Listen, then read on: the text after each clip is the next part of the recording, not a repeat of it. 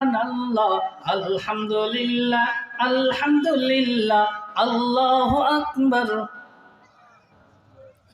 এই যে নামাজের পরে যে তাসবিহ পাঠ করতেছে, একটু সময় বেশি লাগছে কি লাগে নাই? লাগছে।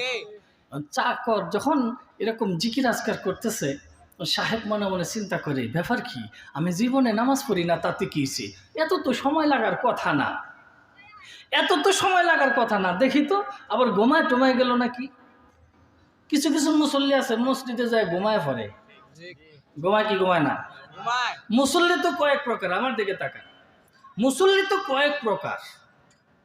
একটা আছে পাঞ্জাগানা মুসল্লি, এবারে 5 ওয়াক্ত নামাজ পড়ে, মারহাবা বলেন।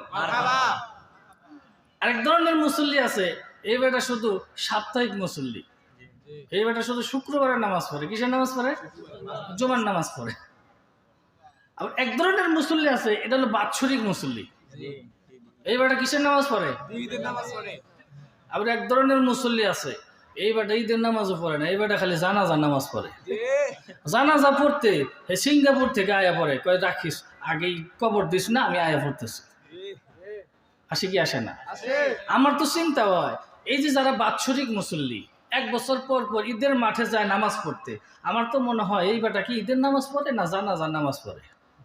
আমার চিন্তা হয়, কারণ 1 বছর পরে পরে যদি ঈদের মাঠে যায়, যুবক ভাইরা খেয়াল করেন, ঈদের মাঠে যদি 1 বছর পরে পরে যায়, ঈদের নামাজ কেমন সেই বেটাও তো আর জানে না, বইলা জায়গা। কারণ মন থাকে না তো, এই বেটা একটা মহাবিপদের মধ্যে পড়ে জায়গা। চিন্তা করে আমি কি হাত উঠাবো না নামাবো না বাঁধবো না ছাইরা দিব, এটা একটা কঠিন বিপদের মধ্যে পড়ে জায়গা। পরে কি পড়ে না, এ মনে মনে চিন্তা করতেছে, আমি 1 বছর পরে আইছি, কার কাছে যদি জিজ্ঞাসা করি, এটাও একটা লজ্জার ব্যাপার। বেটা বুড়া হয়ে সব তোমার নামাজ বুঝোস না, শরম না? এই বেটার মনে মনে সিদ্ধান্ত নিছে, কি সিদ্ধান্ত? আমি সবার পিছনে খারাপ, সামনে যেই বেটা দাঁড়াইবো, এই বেটায় যেই কাম করব আমিও এই কাম করব। কথা ঠিক কিনা?